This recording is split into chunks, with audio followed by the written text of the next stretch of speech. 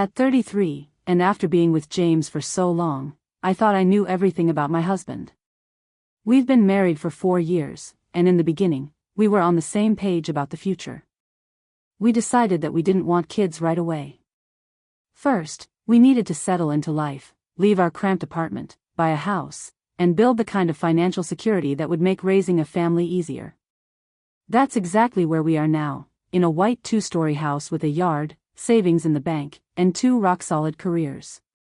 I'm an editor at a top-tier magazine, and James runs a cybersecurity team for a large corporation.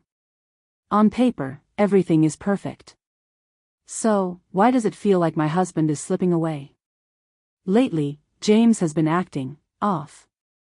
He's constantly on his phone with late-night calls that end the moment I walk into the room. Sometimes I catch the faintest whiff of a perfume that definitely isn't mine.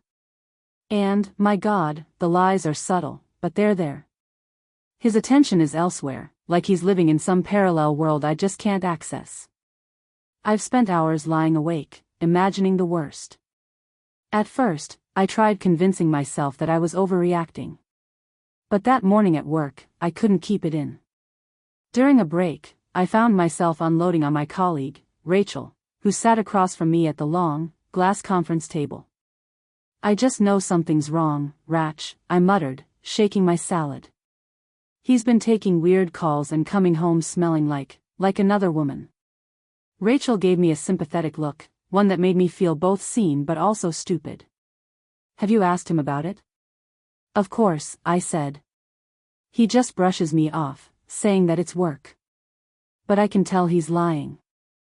I rested my elbows on the table, fighting back the lump rising in my throat. What if he's seeing someone else? How am I supposed to start a family with him if I can't trust him? Rachel was quiet. Then she leaned in slightly, dropping her voice. Listen, if you want real answers, there's someone I know who can help. What, like a therapist? I asked. No. A private investigator. I blinked, thrown off by how casually she said it, like it was normal to hire someone to tail your husband. She must have noticed my hesitation because she continued speaking quickly. Look, you're obviously going through it, Eileen. If you need clarity, and I mean real clarity, this guy can give it to you. I know someone who used him before, and she got answers fast. No fluff, just the truth. The idea felt heavy and strange, like I was crossing some invisible line. But at the same time, a flicker of hope stirred inside me. How do I contact him? I asked. Rachel scribbled a name and number from her phone onto a piece of paper. His name's Benson. He's discreet. He'll tell you everything you need to know. But what if he is really cheating on me? The thought is always a gut punch, but if I'm ever going to build a family with this man, I need to know the truth. So, I decided to take Rachel's advice and hire a private investigator. I met Benson in a dimly lit cafe, my stomach twisted into knots as I told him everything. Those late-night calls cannot be work-related, I said, stirring my coffee. There's something more. There has to be more. It's a gut feeling, Benson. Benson stirred his own cup of coffee slowly. Eileen, he said. I've been in this business for a long time. More often than not, when someone thinks their spouse is cheating, they're right. You need to be prepared for whatever we find. I nodded. I need you to understand that properly, he pushed. Whatever we find, there's no going back, Eileen. I knew the risks. I knew that once Benson pulled the curtain back, there'd be no going back to blissful ignorance. The days that followed were agony. Every time James glanced at his phone, my pulse spiked. At work, I buried myself in deadlines, trying to keep my mind from spiraling. I was sitting at the office, going through the final layout of the upcoming issue, when my phone rang. Benson was finally calling me back. His voice was tense, and something about it chilled me. Eileen, we need to stop, Benson said. We need to drop the investigation for both of our sakes. My heart slammed against my ribs. What could be so bad? What? Why? I gasped. There's a lot more going on here than we realized. Trust me, this is bigger than you think, and it's safer if we let it go. I sat frozen, gripping the phone so tightly my knuckles ached. A private investigator, someone used to digging up dirt on the most dangerous people, was now too scared to continue? What had Benson uncovered about James? Was my husband tangled in something even darker than infidelity? But Benson refused to say more. Keep the money, he muttered before hanging up. I don't want it. That night, sleep evaded me completely. I kept imagining James as someone unrecognizable.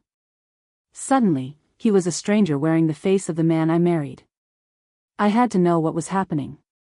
If Benson wouldn't help, I'd figure it out myself. Come on, Eileen, I said. You can do this.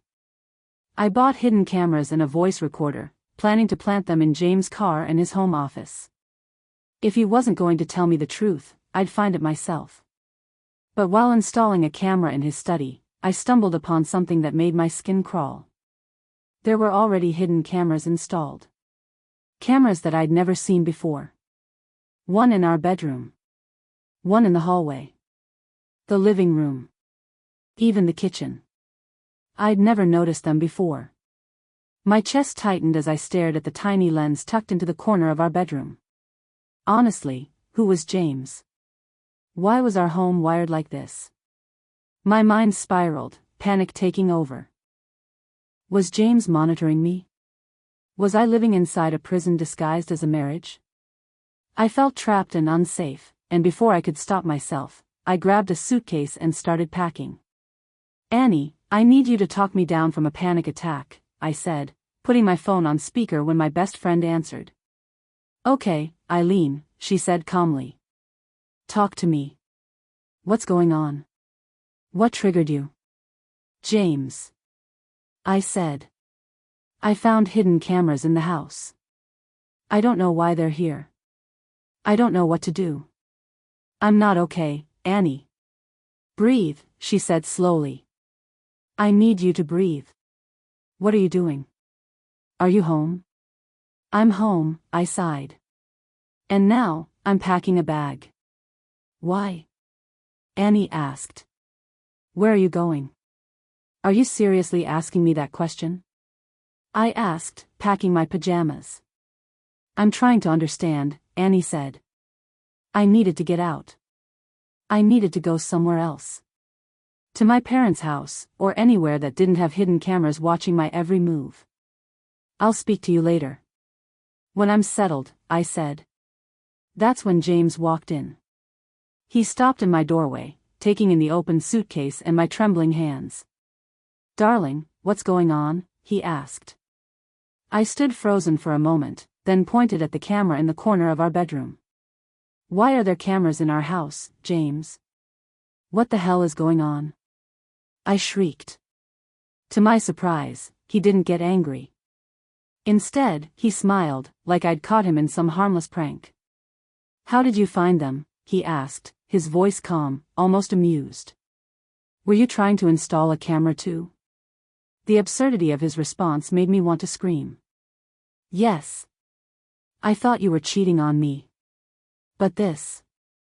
I don't know, I gestured wildly at the camera, my voice cracking. This is worse. You've been watching me.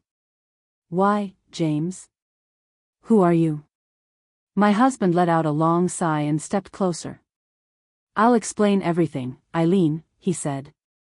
Just, please, try to understand. I nodded.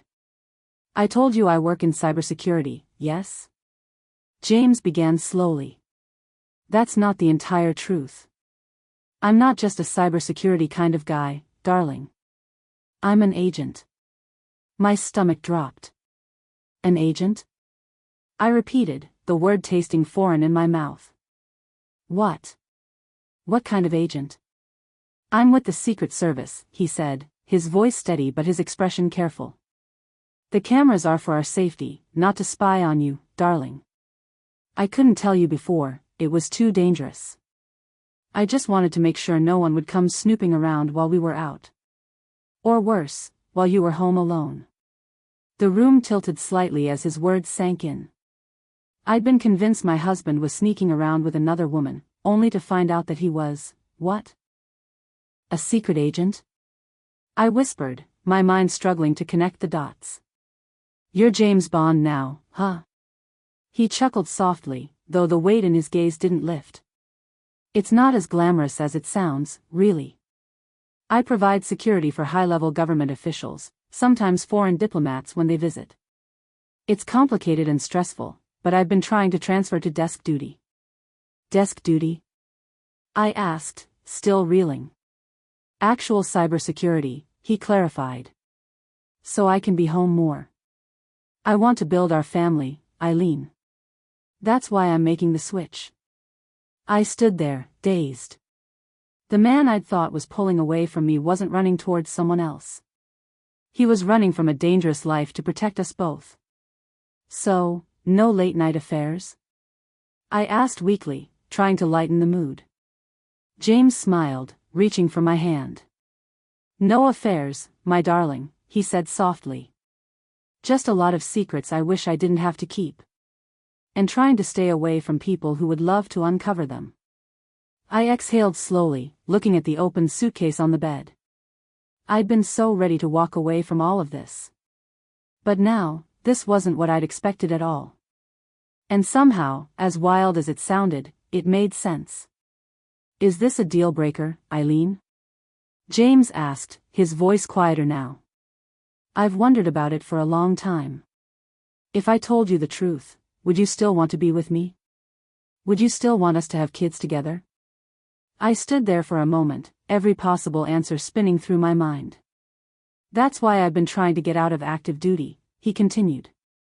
I knew this day would come, sooner or later, everything would catch up to me. I swallowed hard, my thoughts finally settling. It's not a deal breaker, I whispered. James pulled me into his arms, holding me close. And for the first time in weeks, I felt grounded again. Our life wasn't going to be easy, far from it. But at least now, I knew what we were up against. Write in the comments what would you have done and subscribe to our channel D-Damn Mix.